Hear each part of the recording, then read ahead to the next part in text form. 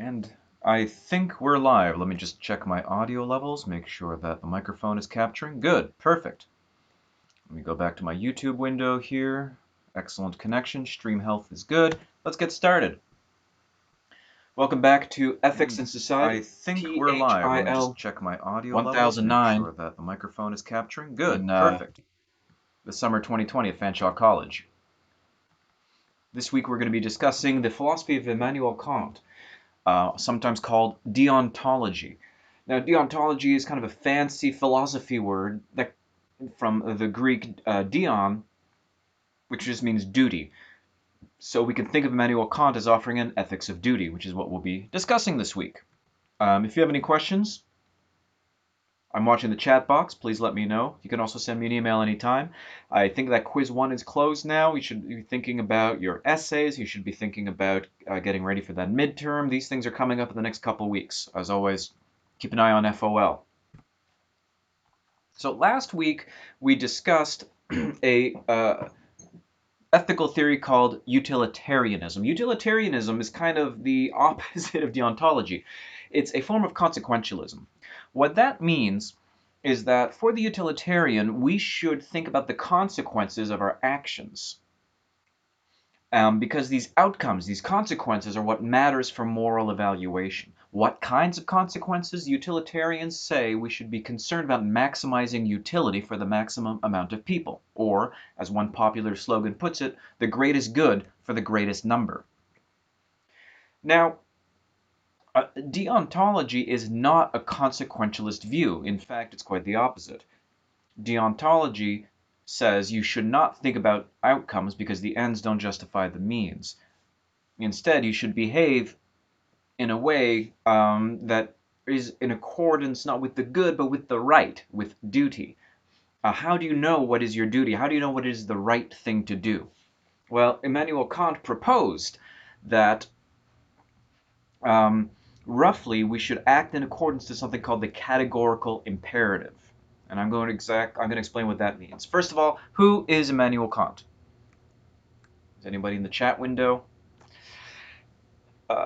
So Kant was a kind of a German philosopher, 1724, 1804, very much a product of the Prussian university system at the time, very much what we call a kind of a modern philosopher in terms of the modern period, so like an 18th century thinker.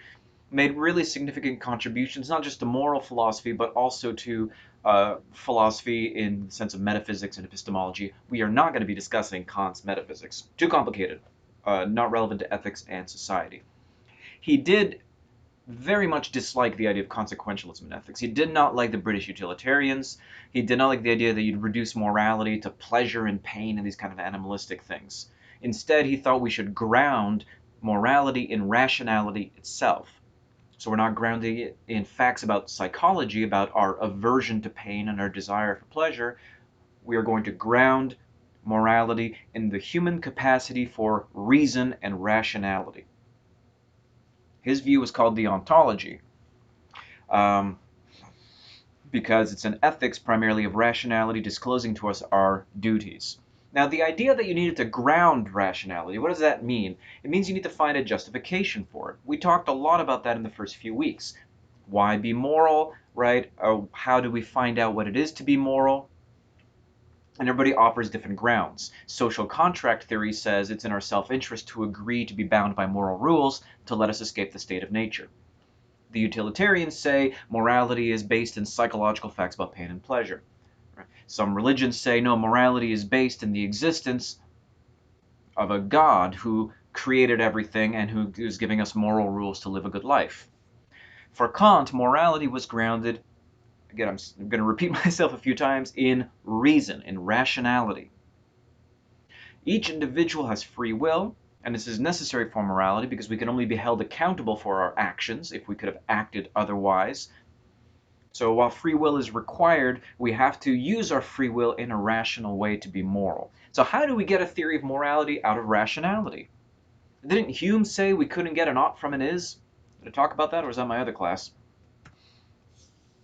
So according to Kant, we should want a morality that is something called categorical. I've mentioned that for Kant, morality is composed of the categorical imperative, which is a technical term that I'm going to kind of break down for you.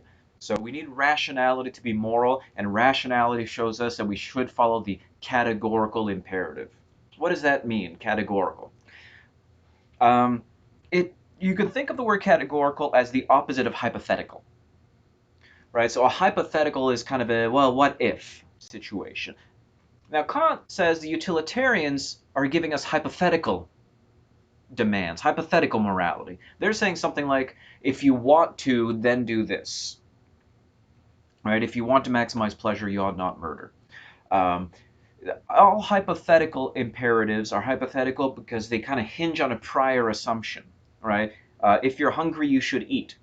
Right? So the you should eat part, the should, right, the kind of the what you ought to do part hinges on an earlier statement, on an earlier if. If you are hungry, then you should eat. If you want to maximize pleasure, you ought not murder. These are all hypothetical imperatives, and for Kant, it's just not good enough. We want the ought part to stand on its own. We don't want it to be the second part of an if-then statement. We don't want it to be a hypothetical statement. We need it to be a categorical statement, something that does not hinge on having an if you this, then that. So what does it mean to be categorical? Well, it's just that it can't depend on something else. For Kant, moral behavior is everything done for its own sake, for its intrinsic sake. It doesn't depend on the desire to accomplish anything else. Right? If eating a sandwich is conditional on being hungry, then it's not really a moral imperative. Right? When I say, well, you should eat something, I'm not making a moral claim because it's a hypothetical claim. It's if you're hungry, you should eat something. Likewise, this is Kant's critique of utilitarianism. If you want to maximize pleasure and minimize pain, then you should act in such a way to bring about these consequences. But for Kant, this is insufficiently grounded. It's too hypothetical. All moral behavior must be done for its own sake, not as part of an if statement. Further, we have to choose to be moral just because it's moral. Right? We're not doing it for social approval. Like, if you want to be liked, then you should be moral. That's the wrong motivation. Right? If you don't want to get thrown in jail, then you should be moral. Again, wrong motivation, which is if you want to escape the state of nature, then, right, these are all hypothetical imperatives. It's not going to do. So, what do we do for its own sake? What is categorical? What isn't hypothetical? Well, that's a good question, right? What we could do is kind of go backwards from hypothetical imperatives and see if it stops somewhere, right? So a hypothetical imperative that is non-moral is, if we are hungry, we should eat. Right? Don't be confused by the should statement there. The should statement is not a moral should. In fact, we can ask ourselves, why eat when we're hungry? Well, I guess to stay healthy. Well, why stay healthy? If we kind of continue this line of questioning, we're going to eventually come up to the idea of a natural necessity, according to Kant, which is the things we have to will to do in order to kind of continue being, to continue existing. At some point, right, there's a stop point to the hypothetical, and when we ask what we're doing, we're just doing it because it's intrinsically good. We're not doing it to bring about something. We're not doing it if I want to do something, right? There's things I have to do in order to simply continue being. In other words, there are categorical imperatives. There are things that are not hypothetical. All right. And again, just to re-explain, right? A hypothetical is, if we are hungry, we should eat. And then you just kind of go backwards. Well, why eat when you're hungry? Well, because I want to stay healthy. Why do you want to stay healthy? Well, so I don't get sick. Why do you want to get sick? Because I don't want to die. Why don't you want to die? Because I want to stay alive. Why do you want to stay alive? Because okay, I've hit the thing. I've hit the categorical imperatives. Like something like stay alive. You have to continue being. Now, how do we continue being? Well, we have to use our rationality. Ultimately, we use our reason to determine how we act in the world. Right? Because if we're not rational, we're not able to continue existing. Right? If we just act irrationally, we're going to violate this kind of basic thing we need to do, which is to continue existing. So we have to be rational. And if that's the categorical thing, then we must use our reason to determine how to act in the world, and we should act according to the dictates of reason. That's the kind of the basic thing. But how do we get a morality out of using reason to keep existing? Well, then we must understand rationality. Now, it's important to be rational to continue existing because, right, if I'm irrational, I'm not making decisions that are grounded in like evidence and logic, right? So if I'm if I'm driving a car, how do I stay alive driving a car? I'm assuming that other drivers are rational, that they understand signals, that they'll listen to them, right? I'm assuming that people will stop at a red light, I'll look anyway, right? If I'm irrational, right, I might just keep driving, get into an accident. But my rational self will realize that if there's a red light, I should stop, that I should look both ways, right? It's rationality that allows us to continue existing. So how do we know that we're willing rationally? By willing, I mean, how do we know we are acting in accordance with the dictates of rationality, which is necessary for us to continue existing? Well, one important feature of rationality, Kant says, is look, rationality is distinct from other things because it's always universal. Emotions aren't universal, right? Feelings aren't universal. Tastes are subjective, right? Art is subjective, but rationality is universal. The same laws of reason apply everywhere to everyone, no matter the context, right? 2 plus 2 is always going to be 4, right? If both A and B are true, then A is true, right? And these truths which are universal are really universal in the sense that they're supposed to apply, again, to everyone and everywhere. How's my chat box? Am I losing viewers? Okay. So if your will is rational, then your will is acting in accordance to universal dictates. 2 plus 2 is 4. That applies to everyone, to everywhere, and you have to be rational. So universalizability is a really important facet of rationality. And Kant is going to offer you kind of a procedure for evaluating the rationality of your actions. And this, in turn, is going to give you a morality.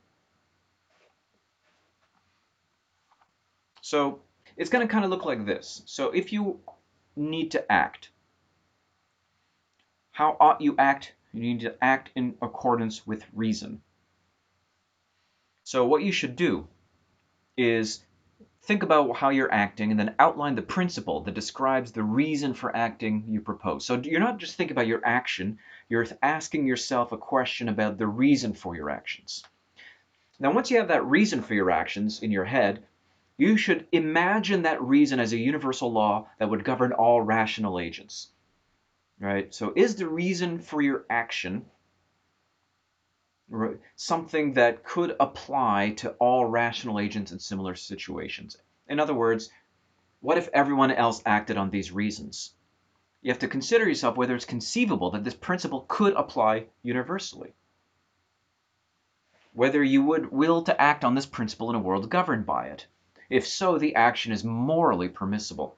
In other words, if you can imagine the reasons for your actions as something that could be universalized as if it was a law of reason and logic that everyone could apply, then you should act on it. Now, there's one part here which might not be clear. What does it mean to consider whether it is conceivable that this principle would apply universally? You might be tempted to think, okay, here's what Kant is suggesting we do. Kant is suggesting that we imagine what if everyone acted this way, and then we look at what would happen if. Right? We should look at the consequences of everyone acting in accordance with this universal law. Right? As if, what if my reasons for acting, everyone acted on these reasons, what would happen then? This is the wrong way of thinking about it, because then you're sliding back into consequentialism. But that's if-then thinking. That's hypothetical thinking. We're doing things categorically. When Kant says consider whether it is conceivable that this principle would apply, he's asking us really to evaluate it in terms of rationality. Now, another important feature of rationality, apart from its universalizability, that you can make it universal, is that rationality never contradicts itself. Right? If you come to a situation where you've come to a contradiction, something has gone wrong. In fact, in mathematics and logic, there's something called proof by contradiction. You assume something is true, and if you derive a contradiction, your assumption must be flawed in some way. So we're not evaluating consequences. Instead, we're evaluating conceivability, understood in terms of contradiction. So is it literally contradictory to imagine that the reasons for your actions could be universal? This is really abstract, but I promise you I'm going to get to a few examples to make it hopefully more clear. But basically, the first way of thinking about it is that the categorical imperative asks you to act in accordance with universal reasons, such that the why of your acting, the reasons for your acting, could be applied equally to all rational agents, which means you cannot make an exception for yourself. You can't make an exception for yourself. You can't just say, well, for me it's different, but for everyone else. Right? Because that's contradictory. You're saying this reason is true for me, but not true for other people. No, because you're violating the universality of reason. Right? So suppose I'm asking myself if I should, I don't know, work under the table. What does work under the table mean? It means you're just working for cash, and you're not reporting your revenue stream to the government. You're not paying taxes on it. You're just working for cash under the table. Now, Kant would ask you, all right, is it moral to work under the table? Kant would say no, because it's not actually a universal thing. If everyone worked under the table and nobody would be paying income tax, then there's something kind of contradictory happening here, right? Because you rely on the infrastructure created by a taxation and a system of government, like roads and education and clean water, but you're not contributing to it. So if everyone acted in this way, nobody would be able to actually work, because the fact that we're able to work depends on having a court system. My gosh, right? It depends on having enforceable contracts. It depends on a ton of infrastructure, from sewers to roads to everything else. Right? So if you're making an exception for yourself, you're acting immorally, because you're violating the universal nature of the prescription, of the rational prescription. You're making an exception for yourself, which violates, right, Kant's categorical imperative. Now we might be tempted to reason like, oh gosh, the consequences of nobody paying tax would be really bad. We're not supposed to be thinking about the consequences. It's true the consequences would be bad, but that's not the moral thing. The moral thing is that you can't make a universal rule everyone should not pay taxes.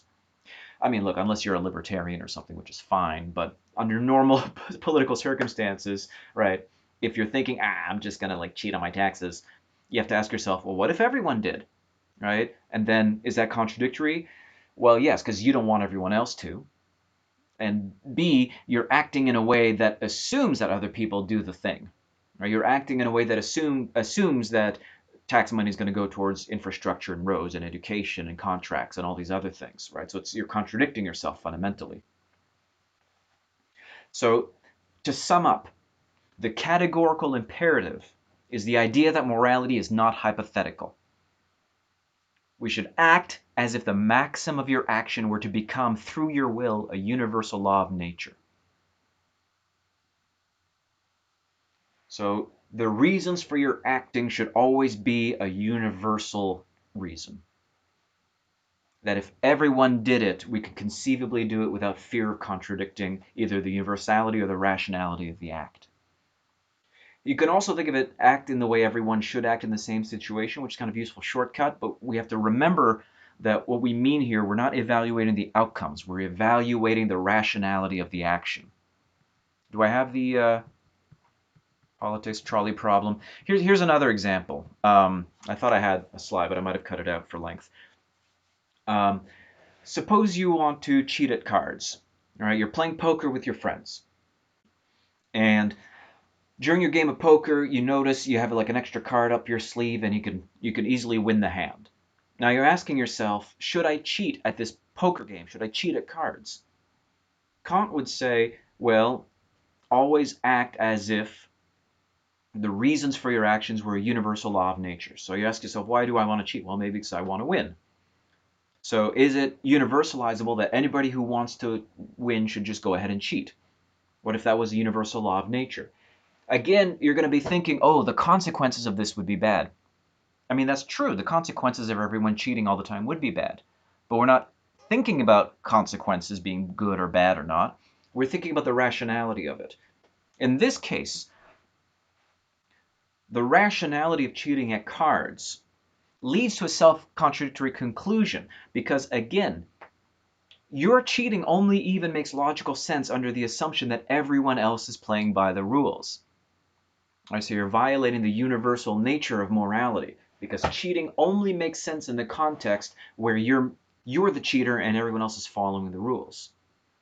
But if it was a universal law of nature that everybody cheats, then you're contradicting the idea of playing a game, because playing a game, like poker, is made up by rules. Rules are constitutive of games. So if the universal rule is to break the rules, then there are no rules and there is no game. So by cheating at cards, you are committing a form of self-contradiction. You are basically saying that there should both be rules and there should not be rules. Well, that's not possible. How could there be both rules and no rules at the same time? Right? There should be rules and there shouldn't be rules. Well, you're contradicting yourself. So cheating at cards is a form of logical contradiction for Kant. So that's how you're going to answer your moral questions.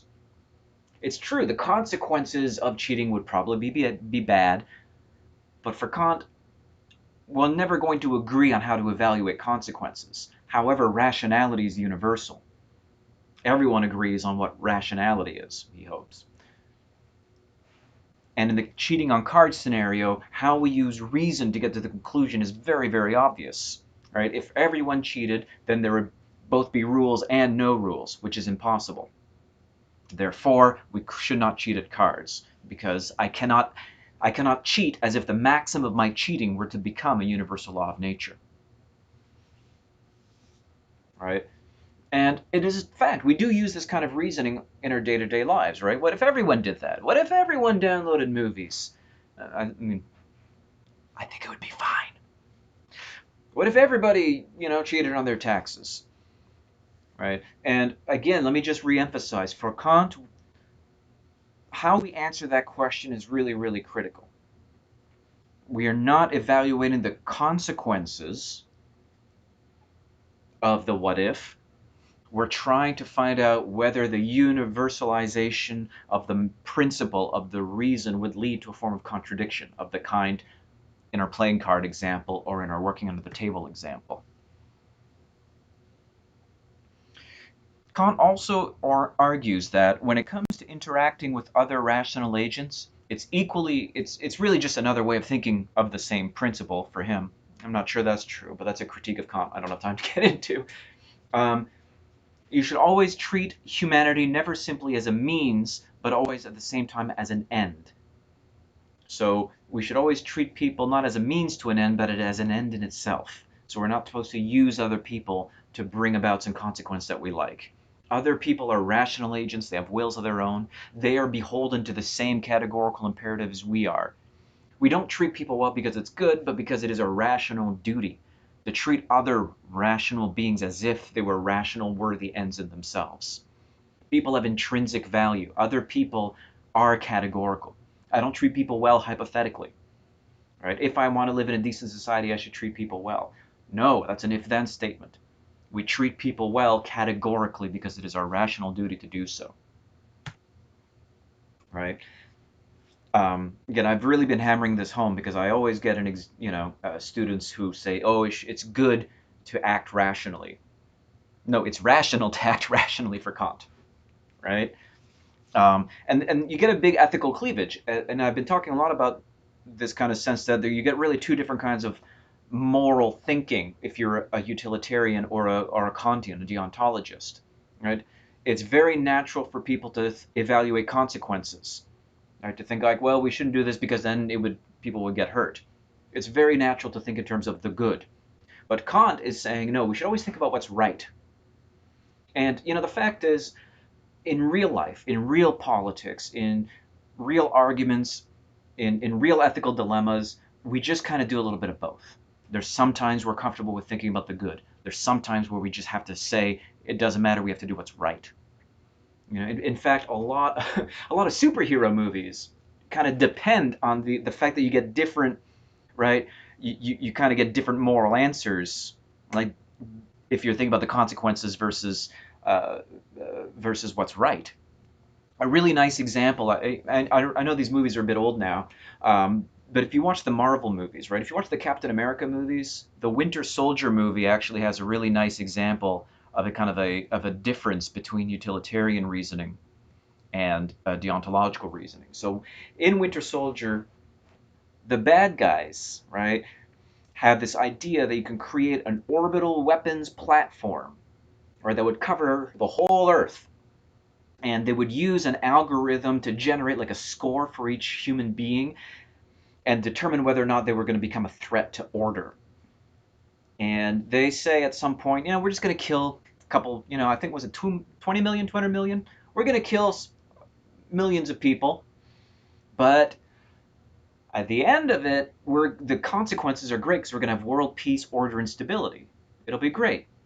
And in fact, that one of the bad guys, I think it's Robert Redford who's playing the bad guy, says, you know, what if it was your daughter kidnapped by terrorists? Like, what if I could prevent that with my orbital weapons platform, and the world would become like orderly and controlled, and there'd be no more terrorism? And the guy Redford is arguing with, I forget, I think it was like some kind of the president of India or something, says, well, no, because it's not right, you know. So no matter the consequences of your orbital weapons platform program, it's just not right to murder people for in the name of order. Right? You need, my gosh, you need due process. If the events of the last week have taught us anything, it's my gosh, you're not, you know, you got it, you can't just frickin'. Anyway, I'm gonna get a little emotional if I talk about this. So for Kant, no matter how good the consequences of some action are, if it violates the categorical imperative, we can't do it. The utilitarian has no such absolutes. If the good is served, you should do it, right? So imagine, let's go back to our poker case, right? So suppose if I cheat at poker and I'm playing with Jeff Bezos and I'm playing with Bill Gates and I'm playing with a bunch of billionaires, and if I cheat at the game of poker, I'll win $5 million. And if I cheat, I'm going to take that $5 million and I'm going to give all of it to charity. And if they win, they're going to just buy a fifth yacht or something. Okay, Bill Gates is not the greatest example because he actually does a lot for charity. But suppose, right? Suppose that if I cheat at poker, the billionaires are just going to buy a fifth yacht, but I would give the money to charity.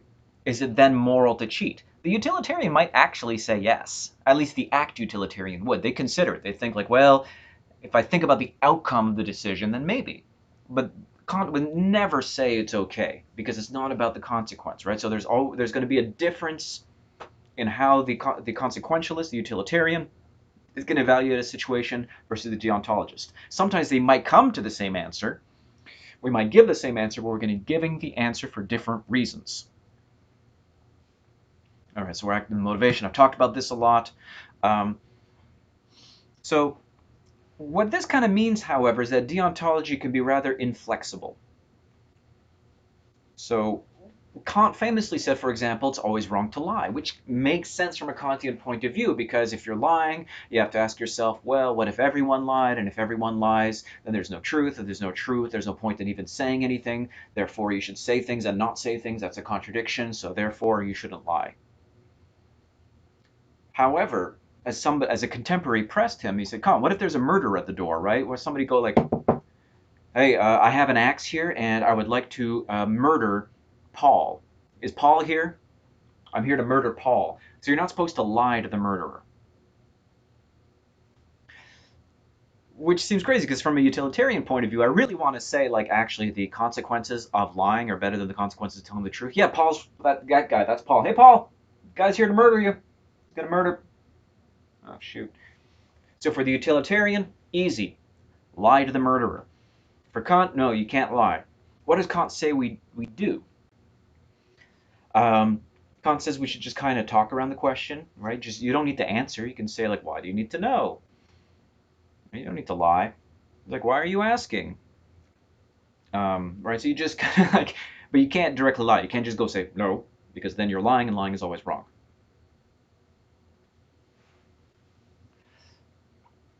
Um, Nevertheless, despite this kind of inflexibility, the lack of flexibility in Kant's system, Kant was a fierce defender of the Enlightenment, who strongly believed in human rights and freedoms, which makes sense, again, because you're supposed to treat people as ends, not as means, so everybody has basic human rights. Um, the He also believed that because we each have to use our own reason as rational agents using free will, because free will is necessary for morality. If we don't have free will, we can't be held accountable. That we should all have freedom of speech and religion, right? Because we have to use our own reason. Um, as Kant said, have the courage to use your own understanding is the motto of the Enlightenment. Um, of course, one critique. So if you ever hear about like the trolley problem, I know there's a lot of trolley problem memes on the internet, right? So these are ways of kind of testing our utilitarian and Kantian intuitions. Um, Deontology will always forbid certain actions that would maximize overall welfare. Right? So that it's very inflexible. Right? I can't throw the switch in the trolley problem. I can't save 5 and sacrifice 1 because I'm treating the sacrificial person as a means to the ends of saving 5. So I can't interfere with the trolley problem, even if it means the outcome is better. Is that the right answer to the trolley problem? You can hash that out in the discussion forums. I love trolley problems, but I don't want to go down that rabbit hole right now. Um, oh, and there's a trolley problem Good Place episode, because of course there is. The Good Place is a very funny sitcom which features philosophical concepts throughout its run, so I do recommend the show if you like philosophy. um, Another critique of Kant actually comes from Mill, because they were roughly contemporaries, and they actually, they had some arguments back and forth. Mill says, what if you have a case of conflicting universal duties? Mill knows what to do. You just do the one with the best consequences. If there's a tie, flip a coin. Doesn't matter. Kant claims we must always act on duty. But you can have conflicting duties, and that's actually, there's a whole literature on what to do about conflicting duties. But I have a duty to tell the truth and not lie, and if it directly conflicts with my duty to protect the innocent, like in the murder at the door case, it's not always clear what to do. In fact, we often get these cases like that, where our right to say freedom of speech has to be weighed against public safety, right? Because your freedom of speech to yell fire in a crowded theater, causing a panic and deaths, right, has to be weighed against people's like freedom of bodily autonomy and safety. So resolving conflicts of duties is difficult because for Kant, all these are absolutes. So it's actually kind of hard to deal with for Kant. All right, we're at 36 minutes. You might have also noticed, so that's Kant, all right? I'm just going to be done with Kant. I gave you everything you need to know about deontology in the context of this class. You might have also noticed in the module for week 5 that we're supposed to be considering, there's a reading about the war on drugs in the United States. And Michael Huemer, is it Michael Huemer? Argues that the war on drugs is fundamentally unjust. And the reason we're talking about this is that now that we have a little bit of moral philosophy under our belts, we should be in a better position to start considering more complex cases, right? So we'll be talking about, for example, euthanasia later this semester as well, about capital punishment, about the permissibility of torture, right? Really thorny ethical problems. This week, right, one of the kind of ethical societal issues to read about and discuss is the so-called war on drugs. And in the reading, I posted on FOL, and I posted the PDF because I think it's really an important one to read. It presents the argument that the war on drugs is fundamentally unjust.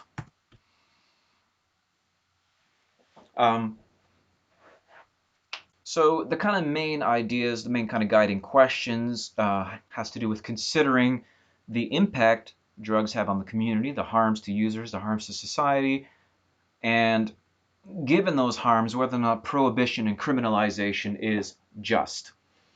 If you're not familiar with the term the war on drugs, this is kind of an American term, but of course a lot of states have adopted similar policies.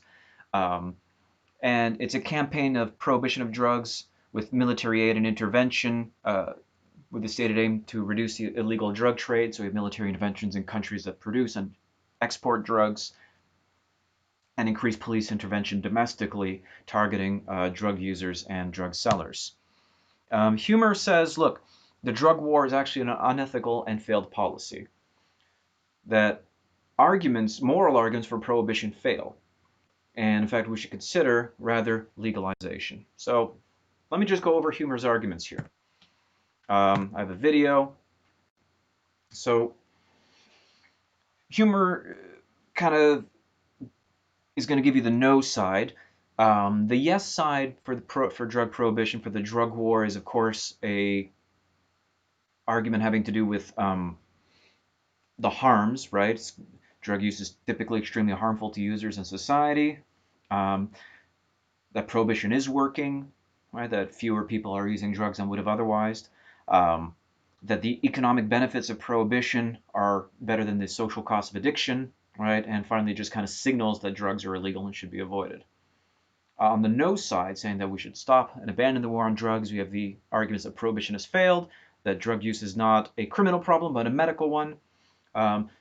Some drugs are actually beneficial, that there's for many drugs there's actually no evidence that that these harms are true. I think this is particularly the case, people have made this case for drugs like marijuana. And that finally prohibition anyway violates a basic right to bodily autonomy, that you should be able to do drugs if you want to, it's your body. So in terms of harm, right, drug use is harmful to users. The government should prohibit people from doing things that harm themselves, therefore the government should prohibit drug use. Straightforward argument about harm. Right, and there's all kinds of cases where we do this, right? Safety belts, right? Helmet laws. And of course, in the United States, seat belts and helmet laws can be controversial. There's some states that say you don't have to wear a helmet while on a motorcycle if you don't want to. But the state has an interest in preventing harms to its population and can pass laws to do so. And to that sense, the prohibition argument is just that there's no difference between a helmet law or a law mandating seatbelt use and a law mandating that you don't do drugs. The response to this harm argument is that not all forms of harm are actually prohibited by law. We need to talk about what sorts of harms are banned and why. We have to, on some level, put a limit on the idea that the government should ban harms, because we do risky things all the time. Right? People go rock climbing. People drive motorcycles, right? Alcohols, anything with a risk factor, right? You have to just kind of determine what the risk factor is and whether there's an overriding interest in the state here. So what sorts of harms should be banned? Should drug use fall under prohibited, permitted, partially prohibited, right? What kind of harms are we talking about? What's the extent? We can look, for example, in terms of risks, in terms of total deaths, right? And it really depends on the drug. We say the war on drugs, but obviously there are dozens of different substances classified as illegal. And there's going to be a huge difference between marijuana, which has never killed anyone ever, honestly, and alcohol, which is actually a tremendously toxic substance if taken in large amounts. Right? Illegal prescription drugs combined kill as many as alcohol. Half of that is smoking, is obesity, right? So the statistics here are really interesting to look at and give you a window into what harm we're actually talking about here. Of course, harm to the person is only part of the argument. There's also harm to the community, the wider social harms caused by drug use, right? Petty crime, theft, relationship strain, organized crime. Many argue that it's in fact prohibition causing these social harms. The prohibition in fact exacerbates social harms, right? It's because drugs are illegal that users turn to theft or criminal activity to fund these habits, and the money goes to criminal gangs. So Humer claims drug laws cause more harm than the drugs themselves by amplifying the social harms, by making drugs expensive, inaccessible, with the money going to organized crime, thus turning a largely medical issue having its roots in socioeconomic conditions to a criminal issue generating billions of dollars for legal organizations while incentivizing criminal activity. both from the users and the sellers. So so that's kind of the argument here. And I can't talk about the war on drugs without talking a little bit in the United States about the racial context in which the war on drugs has been occurring for a very long time. The fact is, drug usage has not budged since the war on drugs began. However, the federal prison population in the United States has absolutely exploded. The United States is a country with more people incarcerated or on probation per capita than any other country in the world. Any other country in the world.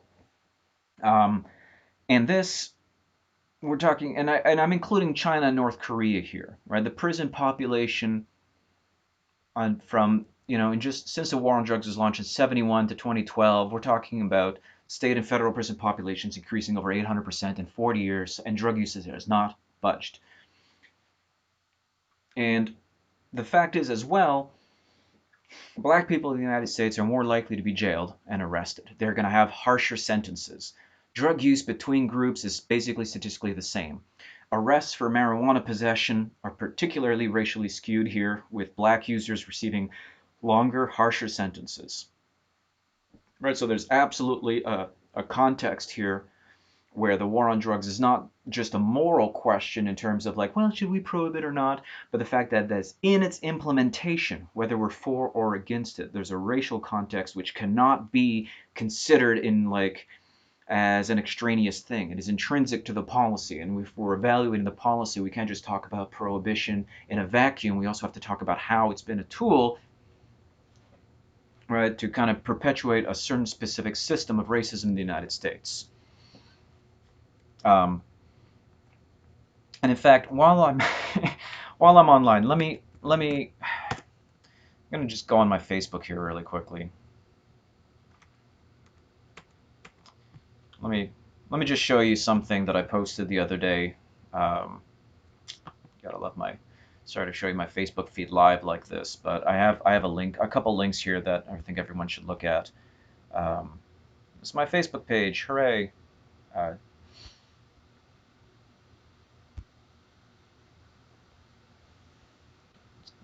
This is I'm just kind of riffing here on the basis of. There we go. So in terms of is this loading? Right. One thing we really need to remember as well is that in the context of the war on drugs in the United States, the 13th Amendment, ratified in 1865, effectively abolished slavery. However, the 13th Amendment specifically made an exception for cases where people were duly convicted of a crime, in which case you can actually put people into a system of forced labor. Right? So here's a case where Louisiana has the highest incarceration rate in the entire world. So if we're talking about the war on drugs, and I've already said the United States itself has the highest per capita prison population. Within the United States, Louisiana has the highest rate. And generally speaking, it's African Americans, black people who are going to be incarcerated, and the majority of these are going to be on drug charges or drug-related charges, despite statistically similar usage patterns. All right. And if you go to Baton Rouge, Louisiana, right, so this person is visiting the state legislator. Notice that all the people serving food, cleaning, printing papers in the state legislature are actually prisoners. Right, so here are people working in the state legislature who are actually prisoners. All right, there was a correctional guard here overseeing them. And a largely white politicians working the system here. They also work in the governor's mansion.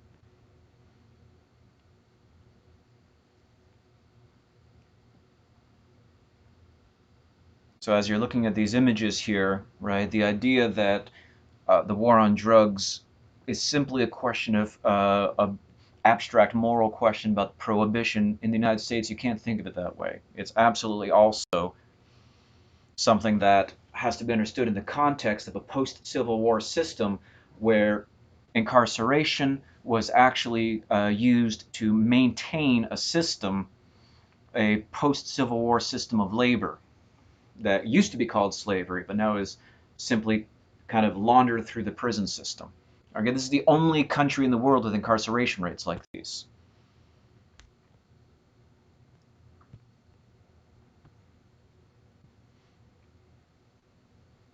Let me just load this article here. Which Louisiana prisoners get to work in the governor's mansion? Yeah, if you're lucky enough, you get to work in the mansion instead of...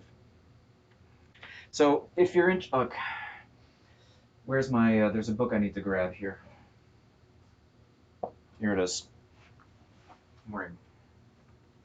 So if you're interested in the relationship between the war on drugs and mass incarceration in the United States, The New Jim Crow by Michelle Alexander makes a very convincing case that you cannot separate policing and incarceration in the United States from the system of racial segregation post-Civil War that was put into place to kind of maintain, right, racial inequality after the Civil War. So The New Jim Crow, strongly recommend this book here. There's also a great PBS documentary, and I'll put these links in FOL. It's called Slavery by Another Name, which also makes the argument that the 13th Amendment did not in fact end slavery, but just laundered forced labor through the American prison system, and that the war on drugs was part and parcel of making sure that the forced labor system in the United States would continue to work. All right. Sorry to get political on you. It's the state of the world right now. All that to say that, as we're talking about the war on drugs, cannot be separated from this context here. Okay, back to this abstract philosophy stuff. There's a bodily autonomy argument for the right to use drugs, right? If you have control over your body, you have a right to recreationally consume a substance like marijuana. Where does the right to bodily autonomy end? If we're allowed to drink alcohol, should we be allowed to smoke marijuana? If we're allowed to smoke marijuana, should we be allowed to do heroin? That's where we draw that line. Again, is going to be a kind of a moral and ethical question, which would be difficult to answer. Should we be consequentialists about it? Should we be deontologists? Should we be something else? Should we be libertarians? These are things to think about and give answers that are hopefully not just kind of knee-jerk, gut-feeling answers, but answers rooted in at least a little bit of abstract reasoning that reflects kind of a deeper moral sensibility or a moral theory.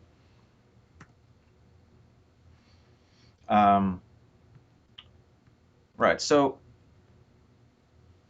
the utilitarian, just to talk about the two theories we discussed this week and the last, might ask about the consequences of ending the drug war, whether versus continue it, and we might look to places like Portugal, which has decriminalized all drugs, into policies of harm reduction, and just see what works and what doesn't.